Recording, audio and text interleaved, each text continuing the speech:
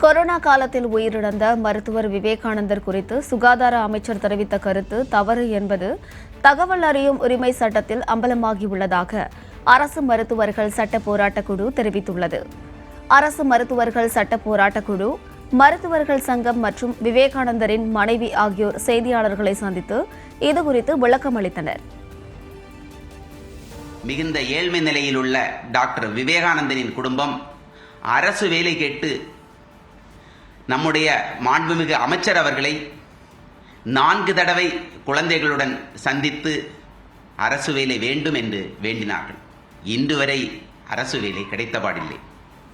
எனவே அரசு மருத்துவர்களுக்கான சட்ட போராட்டக் குழு கொரோனா பேரிடரில் பணியாற்றி உயிரிழந்த அரசு மருத்துவர் விவேகானந்தனின் மனைவிக்கு அரசு வேலை தரப்பட வேண்டும், திவ்யா விவேகானந்தனுக்கு அரசு வேலைக்கான ஆணையை உடனடியாக வழங்கவும் உத்தரவிட வேண்டும் என்று வேண்டி கேட்டுக்கொள்கிறேன்.